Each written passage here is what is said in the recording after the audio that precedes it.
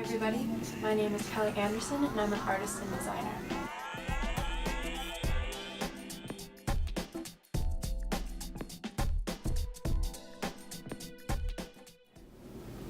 I'm originally from New Orleans and I've always had a love for art, ever since high school. However, when I graduated, I went to the University of Louisiana and got my degree in physics. Right after that, I went to Pratt in New York, where I started getting my degree in painting. However, I switched to art history. While I was there, I was immersed in such a creative community where all my friends needed design work to be done. That's where I started my freelance. Once I graduated, I got my first job at a digital agency just because I wanted to learn how to code.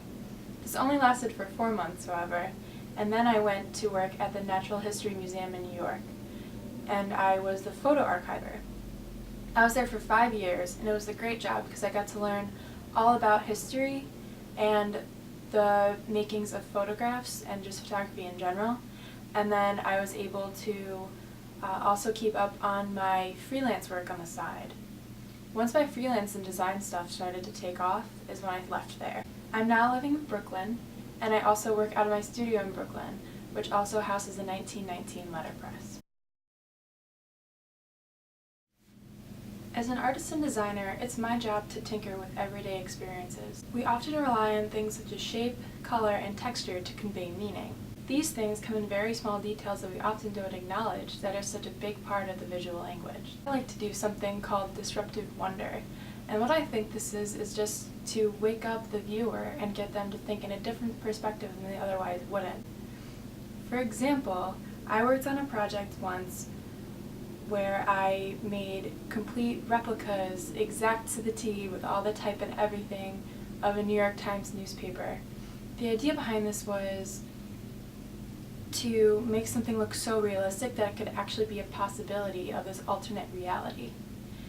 So what we did, my team and I, replicated an exact copy of the New York Times and actually ran it through the letterpress on newsprint. We gave it to thousands of people in New York. All the stories, however, were positive things that we all wished to see in the media, like new policies that the government was enforcing that we think that would make for a better world to live in. And this was interesting to see people's reactions on if this actually could be a real thing. The hope was to instill surprise and intrigue and curiosity through these newspapers. I'm a tinkerer, so a lot of my processes include experimenting and being curious about the medium that you're doing and the certain context that it's in. I really think if you don't come to each new project with a new approach, then it's not going to be as effective and you're not going to push yourself and learn as much as you would as a designer or an artist. So for every project I take on, I try to push myself and do something totally different than what I've ever done. Sometimes this means taking a lot more time, and it can be a little risky financially. However, you always come out with a more unique and better product than anyone. In order to do this, you have to be very open-minded, but at the same time, it's the uncertainty and the joy of the design. My favorite project as of now, I would have to say, is a book I recently made called This Book is a Camera. And what it is, it's an actual functioning camera that exists within a pop-up in a book. And it's all created out of paper.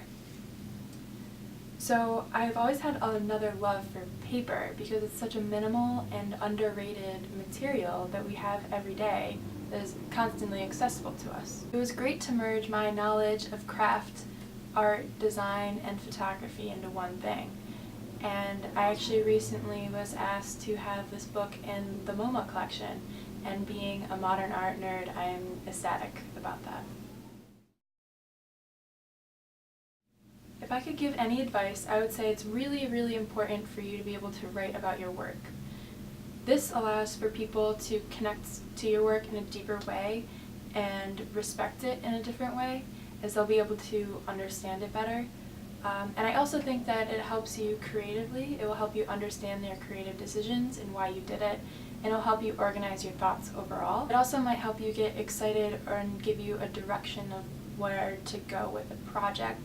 And I think it oftentimes, for me, it will help you be motivated. And if you're not motivated and excited about what you're making, then something is not right.